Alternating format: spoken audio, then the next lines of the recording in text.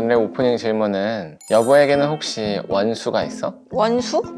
없어요. 없어요. 만약에 원수가 있다면 어떻게 해주고 싶어? 그냥 무시하고 싶어요. 그냥 무시하고 싶어? 네. 왜? 아니야, 내 마음이 이렇게 두근두근 거리는 것도 싫고 누군가가 나를 미워하는 것도 싫으니까 아는 사람이라면 풀어주려고 하겠지만 어느 정도 선에서 대면대면하게 지내는 게 가장 좋지 않을까요? 맞아요. 그것처럼 오늘 시편은 우리에게 원수가 생겼을 때 어떻게 하기를 원하는지를 얘기하고 있습니다. 그래서 1절을 보면 이래요. 여호와여 악인에게서 나를 건지시며 포악한 자에게서 나를 보전하소서라고 하면서 지금 하나님께 구원해달라고 요청하고 있어요. 그러면서 그 악인들이 어떤지를 2절과 3절에서 얘기합니다. 그들이 마음속으로 악을 꾀하고 싸우기 위하여 매일 모이며 뱀같이 그 혀를 날카롭게 하니 그 입술 아래에는 독사의 독이 있나이다 라고 합니다. 독사의 독이 입술 아래에 있다고 하는데 이건 말로써 독서를 퍼붓는다, 폭언을 한다 이런 거예요. 한마디로 이 악인들을 계속 말로 힘들게 하는 사람들이죠. 그래서 4절에서 여호와여 나를 지키사 악인의 손에 빠지지 않게 하시며 나를 보전하사 포악한 자에게서 벗어나게 하소서 라고 말하면서 1절에서 말한 것처럼 하나님께 구원을 간구하고 있어요. 그래서 4절 후반절부터 5절까지는 무엇을 얘기하냐면은 이걸 얘기합니다. 악인이 자기에게 시인에게 어떠한 악을 행하려고 하는지를 얘기해요.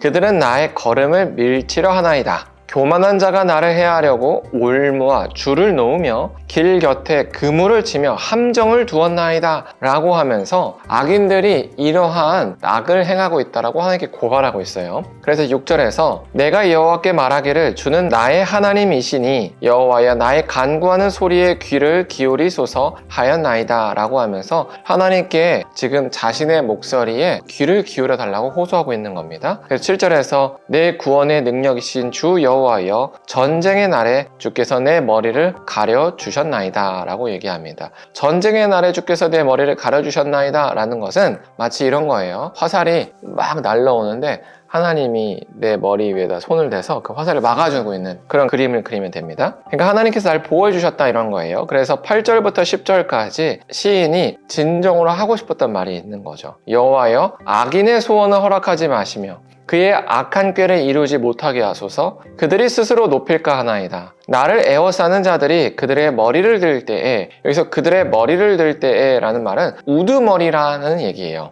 악인들의 우두머리에게 이런 뜻이에요. 그들의 입술의 재난이 그들에게 덮게 하소서라고 하는데 그들의 입술의 재난은 무엇을 얘기하냐면 바로 2절에서 3절 악인들이 이 시인에게 말로써 막 악담을 퍼붓는 그것들이 그들에게로 돌아가게 해주세요 이런 뜻이에요. 그래서 10절에서 뜨거운 숯불이 그들 위에 떨어지게 하시며 불 가운데와 깊은 웅덩이에 그들로 하여금 빠져 다시 일어나지 못하게 하소서라고 하면서 악인에게 악행에 대한 심판이 내리게 해달라고 지금 간구하고 있는 겁니다. 그러면서 11절에 이렇게 얘기합니다. 악담하는 자는 세상에서 굳게 서지 못하며 포악한 자는 재앙에 따라서 패망하게 하리이다. 여기서 이 말은 뭐냐면 지금 악행자들이 망하기를 원합니다 라는 얘기예요. 그래서 12절에서 내가 알거니와 여호와는 고난당하는 자를 변호하여 주시며 궁핍한 자에게 정의를 베푸시리이다. 진실로 의인들이 주의 이름에 감사하며 정직한 자들이 주의 앞에서 살리이다 라고 하면서 하나님께서는 공의의 하나님이십니다.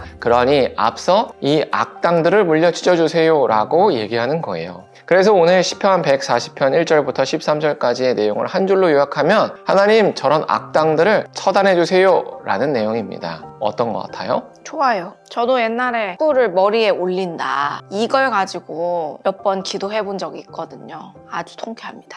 그런데 그렇게 우리가 기도할 때 약간 마음 한구석에 편하지만은 않아요. 왜냐하면 예수님께서 원수를 위해서 기도해라, 박해한 자들을 위해 기도해라, 악을 선으로 갚아라, 이런 가르침을 주시니까 사실은 이 시편의 기도를 예수님의 가르침에 비추어서 보면은 약간은 편치만은 않아. 편했는데? 맞아, 편하지.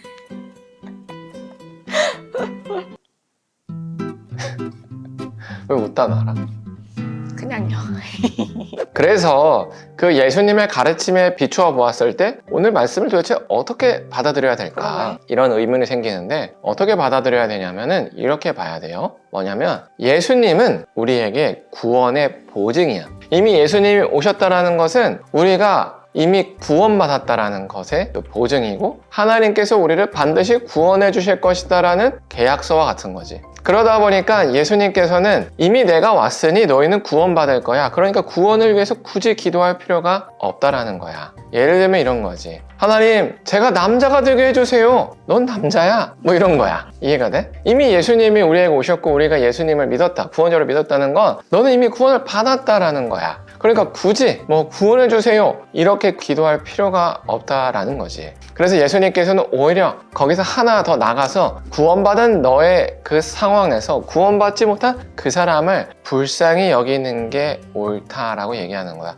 근데 시인은 현재 그런 상황이 아니라는 거야. 무슨 말이냐면 이 시인은 지금 다윗이 썼다라고 하지만 예수님과는 다른 상태야. 뭐냐면 약속을 받은 거지. 하지만 약속의 보증을 받지 못한 거야. 우리는 예수님이라는 역사적 약속의 보증을 받아서 다른 거야. 무슨 말인지 알아? 집을 내가 너에게 줄게 라고 구두 계약이야 이건. 내가 너를 구원해 줄게는 구두 계약이라고. 근데 우리는 계약서가 있어. 예수님이야. 그러니까 좀 다른 내용인 거지. 예수 그리스도가 이미 죽으셨고 우리를 위해서 모든 죄값을 다 하셨다는 것은 하나님께서 우리에게 친필로 계약서를 써주신 거야. 그러니까 하나님께서 예수님이 있는데 우리를 그냥 못 본 채 할 수가 없어. 계약상 안 맞아. 근데 지금 다윗은 계약서가 없어. 그냥 자기 삶이 계약서인 상태야. 그래서 자기 삶이 어떻게 되느냐 안 되냐에 따라서 하나님이 약속을 지키는지 안 지키는지가 이제 간증이 되는 거지. 이해가 되나요? 그런 차이가 있기 때문에 매우 간절한 거지. 그래서 하나님 저 좀 구해주세요. 언제까지 이렇게 악인들을 놔두실 겁니까? 라고 간절할 수밖에 없다는 거야. 하지만 우리는 좀 다른 입장이라는 거야. 이해가 되나요?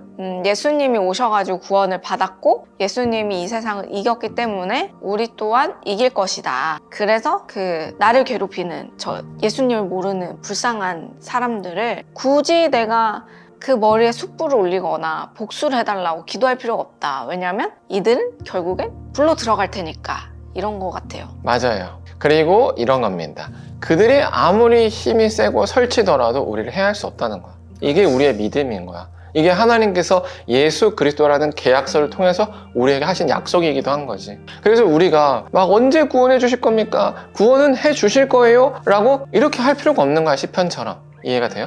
언제까지 저들을 놔둘 겁니까? 원통해서 그렇게 할 수는 있지. 원통해서. 근데 그것이 우리의 마지막 기도여서는 안 된다는 거야. 시선을 돌려서 오히려 이미 난 구원을 받았구나. 저 사람의 저런 악한 행위조차 이미 하나님께서 나의 인생의 길 가운데 가장 합당할 때 가장 좋은 모습으로 주셨구나 라고 받아들일 수 있어야 되는 거야. 그 예수님이라는 계약서를 보면서 그것이 내가 현재 받아들여지지 않는다, 내 마음이 너무 열받는다 라고 한다면은 어떻게 해야 될 것 같아요? 숯불을 머리에 올려주세요 라고 해야죠. 그렇게도 하고, 또 하나는 하나님이 나를 얼마나 구원해 주시기를 원하는지 제가 진짜 깨닫게 해주세요. 저는 지금 그 하나님의 구원인 계약서 예수님을 보고도 사실 신뢰가 잘 안 생깁니다. 하나님이 저를 얼마나 구원해 주기를 원하시는지를 제가 정말로 깨닫고 느껴서 이제는 더 이상 구원해 주실 거예요? 라고 제가 절절 매지 않게 해주세요 라고 기도하면 되는 거죠.